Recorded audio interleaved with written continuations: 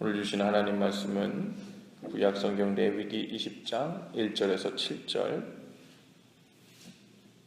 저와 여러분이 한 목소리로 함께 읽죠. 20장 1절에서 7절입니다. 시작.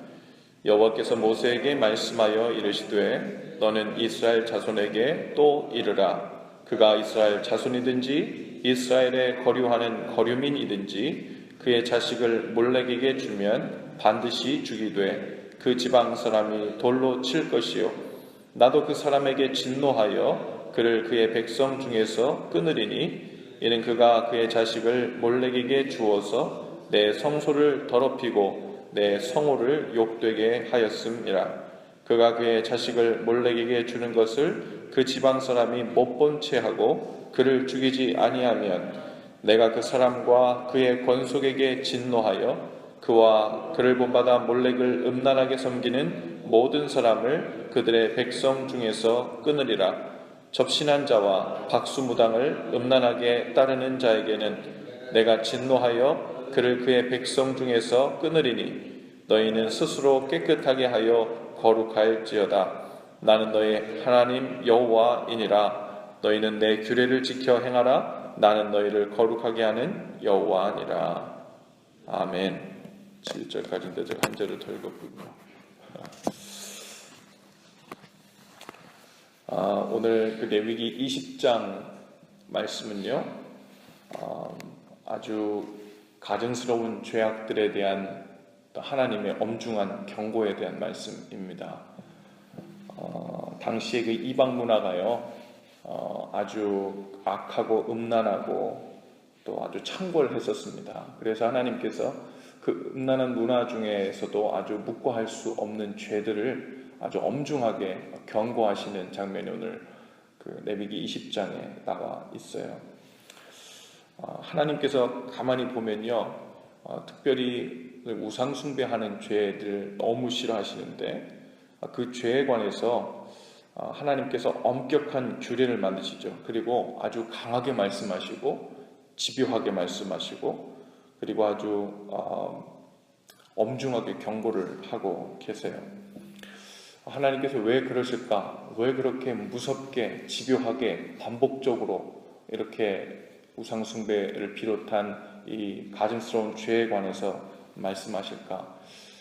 그 이유를 생각해 보면 어쩌면 그것이 정반대로 인간의 속성을, 인간의 체질을 아시기 때문에 그러시는 것 같아요. 그렇게 엄중하게, 강하게, 집요하게, 구체적으로 낱낱이 하나하나 들어서 너희들 상세하게 이 죄 내가 기뻐하지 않는 거야. 이 죄 지으면 내가 반드시 쫓아가서 다 죽일지도 모른다. 오늘 그 이야기를 계속하면서 사실은 우리가 우리 자신이 어떤 존재인지를 보기를 원하시는 것 같아요. 인간이 얼마나 죄에 취약하고 얼마나 잘 넘어가고 얼마나 무식하고 얼마나 우상숭배에 잘 빠지는지 하나님께서 그 우상숭배에 대한 죄목들, 가능성들을 하나하나 집요하게 말씀하시면서 이 죄를 지으면 반드시 죽일지니라, 이 음란 죄를 지으면 반드시 죽일지니라, 이 우상숭배를 하면 반드시 죽일지니라, 이렇게 하나님께서 집요하고 강하게 말씀하지 아니하면 가나안 땅에 들어갔는데도 불구하고 자신들도 모르는 사이에 너무나도 쉽게 이방 문화에 빠져들어서 우상을 숭배하고 하나님 원치 않는 죄악의 길로 순식간에 달려가는 모습을 너무 많이 보는 거죠.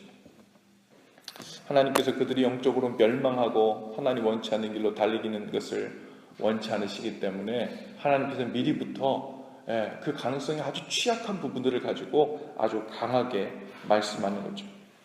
오늘 레위기 20장에 보면요, 특별히 당시에 암몬 사람들이 섬겼던 신에 관해서, 그 몰렉이라는 신에 관해서 이야기하는데요, 그 암몬이 섬겼던 신을 다른 이름으로는 밀곰이라고도 하고 말감이라고도 합니다.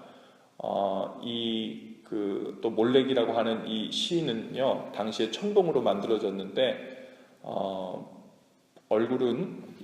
상체 얼굴은 황소의 모양을 하고 있고요. 그리고 이 몸은 사람의 모양을 하고 있는 거예요. 어디서 많이 본 것 같죠? TV에도 많이 나온 것 같죠? 여기저기에서. 그런 모양을 한 그 분장을 하고도 많이 나오고, 그죠? 얼굴은 황소 모양, 그리고 몸은 사람 모양을 하고 나오는. 그래서 이 암몬인들이 섬기던 이 말감 혹은 밀곰 혹은 몰렉에게 제물로 바치는, 그것을 인신제사라고 그랬네요. 이 인신제사라고 하는 것은 두 가지 의미입니다. 하나는 이 그 몰렉에게 제사 드리는 것이 두 가지 의미 면에서 죄악이었는데, 하나는 음란행위였고요. 그리고 또 하나는 불사이를 재물을 가지고 지나게 해가지고, 사실은 그 불사이를 재물이 지나가다가 불에 타 죽는 거예요. 자신의 자식들을 그 불사이로 지나게 해가지고 중간에 타 죽게 만드는 거거든요. 그래서 인신제사가 되는 거예요. 또 하나는 아까 말씀드린 대로 음란행위인데요. 이 수백 명, 수천 명에 달하는 여사제들을 데리고 이 몰렉을 섬기는 제사 의식에 사용해서 아주 그 음란한 분위기가 아주 그냥 무르익으면, 거기에 그 음란의 분위기를 좋아하는 이 밀감 혹은 밀곰 혹은 말감 혹은 몰렉이라고 하는 신이 그곳에 임재한다고 믿었거든요. 그래서 이 우상 숭배를 하는, 특히 암몬인들이 섬겼던 이 신을 할 때는요, 아주 그 제사 의식부터 아주 큰 죄악들이 임했던 그런 제사죠. 근데 오늘 말씀해 보니까요, 하나님께서 이렇게 말씀하세요. 이스라엘 자손이든지 이스라엘에 거류하는 거류민이든지 그의 자식을 몰렉에게 주면 반드시 죽이되 그 지방 사람이 돌로 칠 것이요, 이렇게 했습니다. 그러니까 이스라엘 백성이든 아니면 이스라엘 백성은 아니지만 이스라엘 백성 중에 들어와 살고 있는 사람이든, 그들이 만약에 이 몰렉에게 자기 자식을 내어주어서 불사이를 지나게 해서 죽게 만드는 그 인신제사에 동참하게 되면, 그 사람을 반드시 돌로 쳐 죽이되 주위에 있는 사람, 다른 사람 말고 그 지방에 사는 사람 혹은 동네 사람 혹은 그 친족이 그를 반드시 쳐 죽여야 된다고 법을 세운 거예요. 그렇지 않으면 내가 친히 찾아가 너희를 죽이겠다고 말씀하는 거예요. 지금 몇 포인트는요, 반드시 죽이는 것에 있는 게 아니라 지금 이 엄중한 경고를 통해서 그들의 자식을 불 가운데 내주어져서 우상을 위해 자신의 자식들의 생명을 빼앗기지 않게 하는 엄중한 경고에 있는 거죠. 근데 이 당시에 왜 이렇게 사람들이 우상 숭배에 잘 빠졌을까요?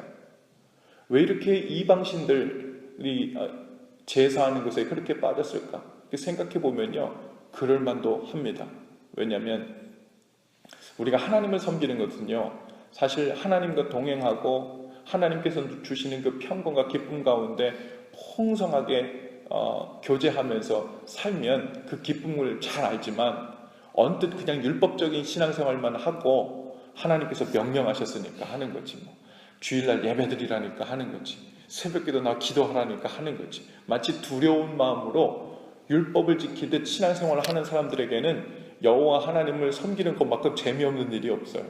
하나님을 위해서만 하는 것 같거든요. 날 위해서는 아무것도 없는 것 같고.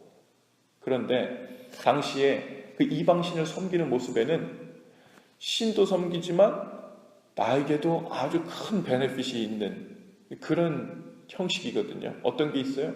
그 안에 음란죄를 섬길 수 있는 아주 여사제들과 선교도 할 수 있는 그런 길도 열려져 있고요. 당시에 또 자신의 자식을 불 사이에 지나가가지고 타 죽이면 아주 그만큼 큰 희생을 줬으니까 그 신의 복이 자들에게 엄청나게 임할 거라는 기대치도 높아집니다. 하나님께서 우리에게 희생을 요구하셨다면, 만약에 내가 너를 복 주고 너를 잘 되게 하기 위해서는 너의 정성을 좀 봐야 되겠다.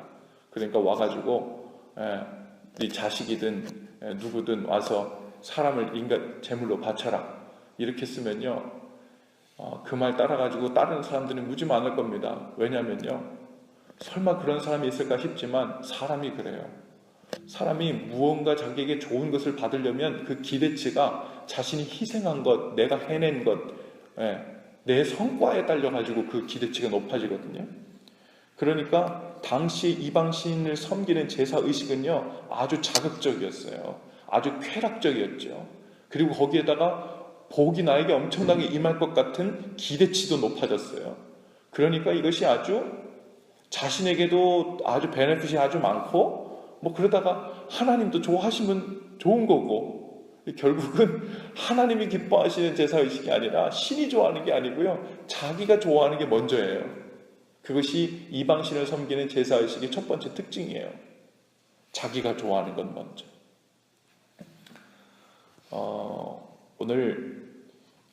오늘날에도 우리가 우상숭배, 당시에 그 암몬인들이 섬겼던 몰렉을 섬기진 않더라도, 우리의 자식들을 불 가운데 지나게 해서 죽이게 하진 않더라도, 우리 가운데서도 마치 우상숭배를 섬기듯 기독교 안에서도 신앙생활을 하는 중에도 하나님 되시게 하는 것에 관심이 없고, 내 만족, 내 느낌, 내 감정을 높이고 내 만족을 삼는 데만 초점이 맞춰져 있는 경우가 많죠.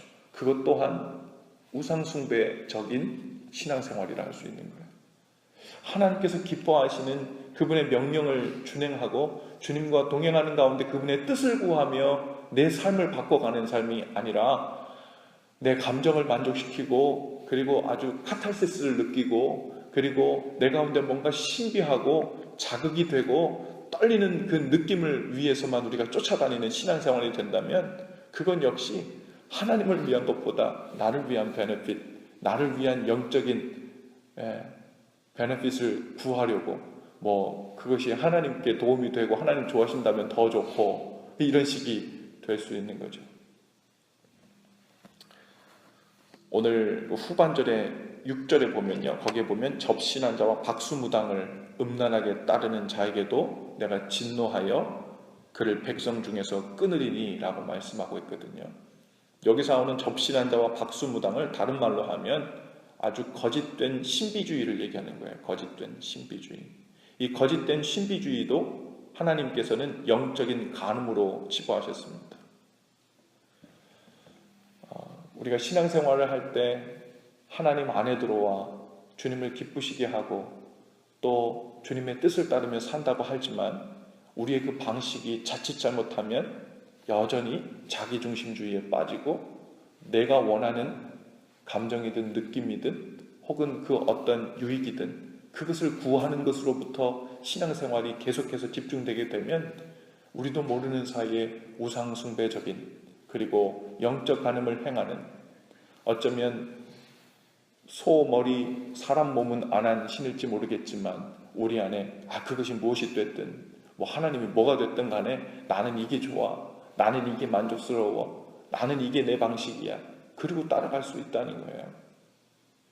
오늘 우리 가운데 어쩌면 하나님이 아닌 하나님을 하나님으로 여기며 신앙생활을 할 수 있게 되는 그런 위험한 가운데 있을 수 있다는 거예요.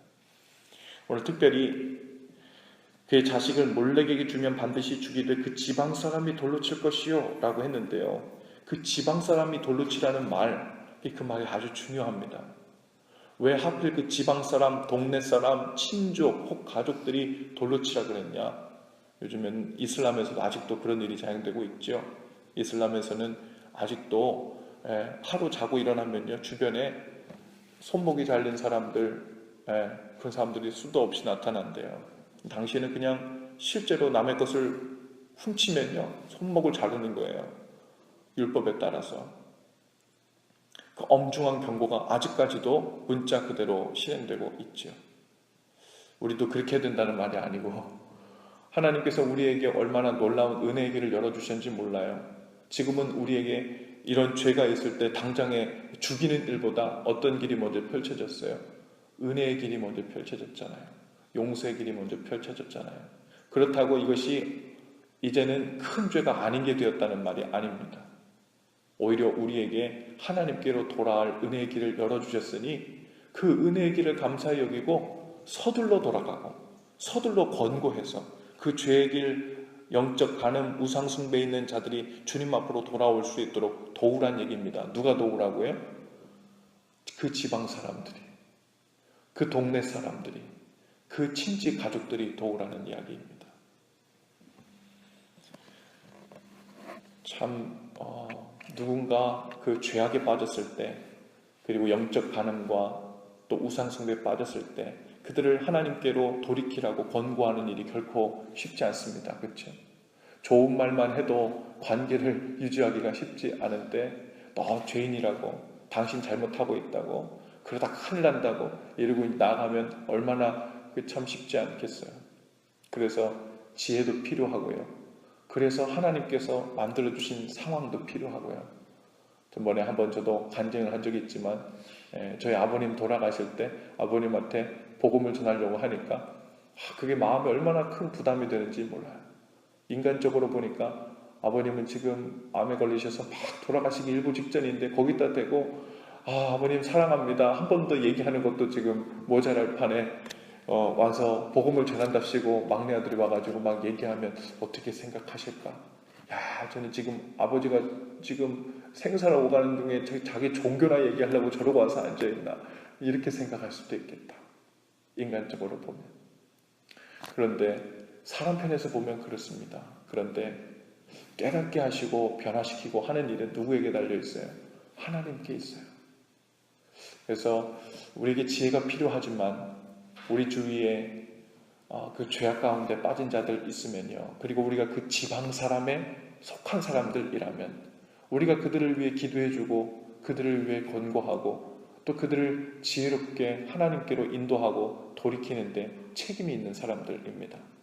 왜요? 그렇지 않으면 하나님의 진노가 그들에게 임하기 때문에 그래요.